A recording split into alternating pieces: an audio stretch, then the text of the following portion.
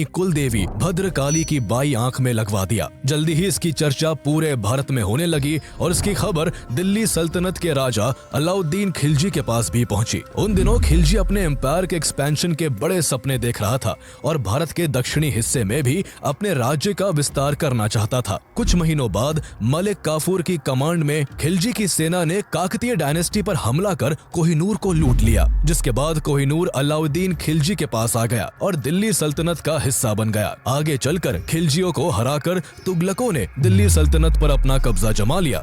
तब तक कोहिनूर इतना पॉपुलर हो गया था कि जब भी कोई राजा दूसरे को हराता, वो हारने वाले राजा से कोहिनूर ले लेता।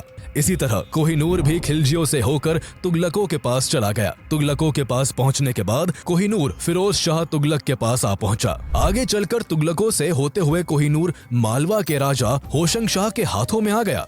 मालवा का राजा बनने के बाद होशंग शाह अपने पड़ोसी राज्य ग्वालियर को जीतना चाहता था।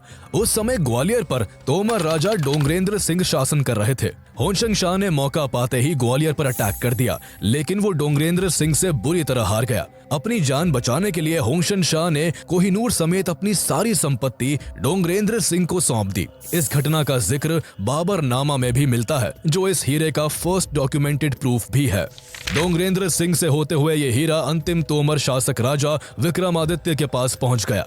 उस समय तक दिल्ली सल्तनत की सत्ता इब्राहिम लोधी के हाथों में आ गई थी। इब्राहिम लोधी ने भी कोहिनूर के बड़े चर्चे सुन रखे थे, इसलिए उसने अपने साम्राज्य का विस्तार करने और इस हीरे को पाने के लिए ग्वालियर पर अटैक कर दिया।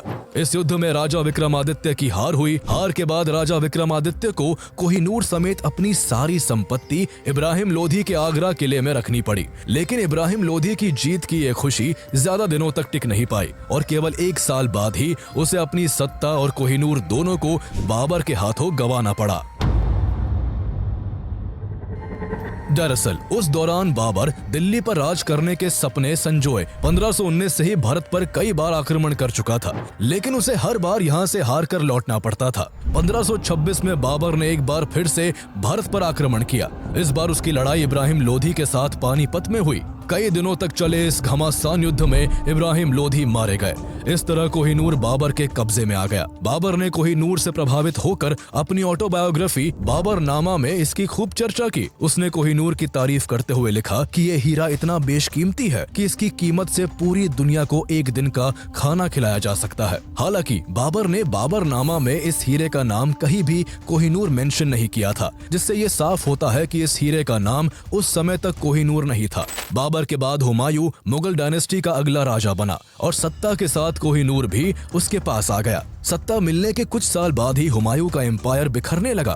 उसके छोटे भाइयों ने ही उसके खिलाफ विद्रोह कर दिया, जिस कारण उसे अपना एम्पायर अपने भाइयों के बीच बांटना पड़ा। अपने भाइयों से निपटने के बाद उसने अपने एम्पायर को यूनाइट करना स्टार्ट ही किया था कि उस पर अफगान शासक शेर शाह सूरी ने अटैक कर दिया। 2 सालों में दोनों के बीच चौसा और कन्नौज में 2 बैटल लड़ी गई। दोनों ही बार हुमायूं को मुंह की खानी पड़ी और उसे अपना सब कुछ छोड़कर ईरान भागकर राजा तहमास्प के यहाँ शरण लेनी पड़ी। तहमास्प ने उसका स्वागत करते हुए कई सालों तक उसे अपने